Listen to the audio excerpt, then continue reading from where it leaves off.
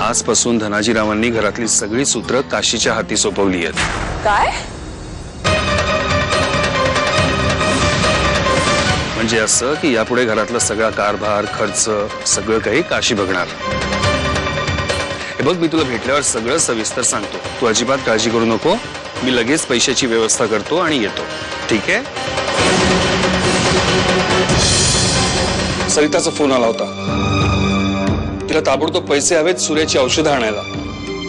भाऊ काका ती कुठे गेली मला खरंच माहिती नाहीये, ती सांगूनही गेलेली नाहीये। संजय, काशी तुझी बायको आहे हे विसरू नकोस बेटा। तू असं का वागतो तिच्याशी? अशी परक्यासारखी वागणूक का देतो तिला? मी जे वागतो ते मुद्दाम वागत नाहीये। ती माझी बायको आहे हे तुम्ही म्हणताय म्हणून मी मान्य करतोय। अच्छा, म्हणजे आम्ही म्हणतो म्हणून तुझं तिच्याशी काहीच नातं नाहीये? अरे नकळत का होईना तिच्याशी लग्न लागलंय तुझं। मला ही कल्पनाच सहन होत नाहीये। त्यांच्या गळ्यात माझ्या नावाचं मंगळसूत्र आहे, पण माझ्या मनाचं काय?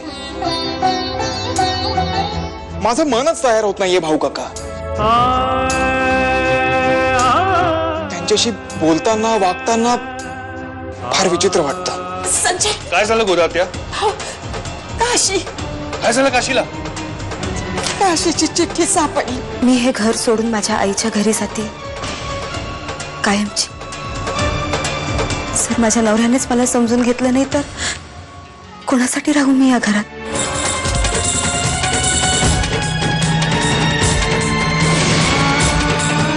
मला जरा घराची चावी हवी होती।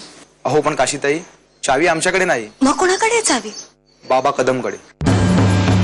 खरं सांगायचं म्हटलं ना तर आता बाबा कदमच हे घर वापरतो। बरं, मी बॅग इथेच ठेवू का? हो द्या ना। ठीक आहे, मी चावी घेऊन येते।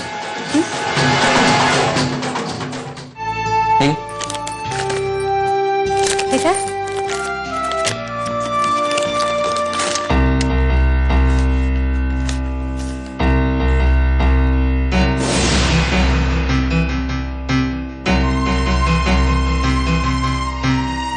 एवढे पैसे?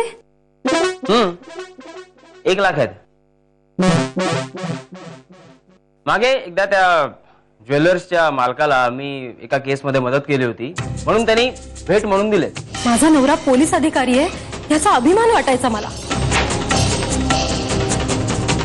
म्हणजे आता तो तसा नाहीये असं म्हणायचंय का तुला?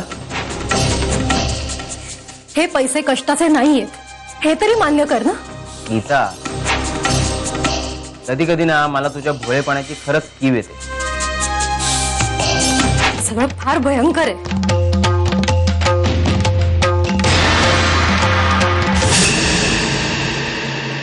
हे शहाणपण येण्याच्या आधी काशी तुझ्यासाठी फक्त एक बायको होती आणि आता ती भावणीची मुलगी झालीये म्हणून तू असं वागतोयस। भाऊ काका खरंच असं काही नाहीये। मी सुदामा दादांचा मुलगा आहे, ज्यांनी आयुष्यात जात पात धर्म हे कधीच मानलेलं नाहीये। आपण हेही तितकंच खरंय की काहीही झालं तरी मी चित्राला विसरू शकणार नाहीये। म्हणजे तू काशीला आणायला जाणार नाहीस तर? हे बघा, तुमची इच्छा असेल तर मी जाईनही, पण फक्त माणुसकीच्या नात्याने। फक्त एकदा तिचा नवरा म्हणून विचार कर, जा तिला आणायला।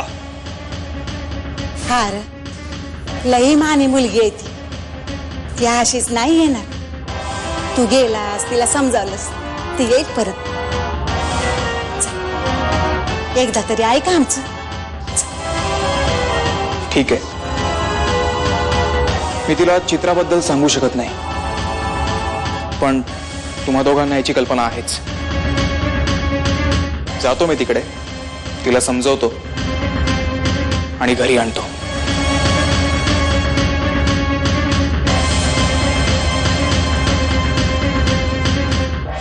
आली आली भाग्यलक्ष्मी।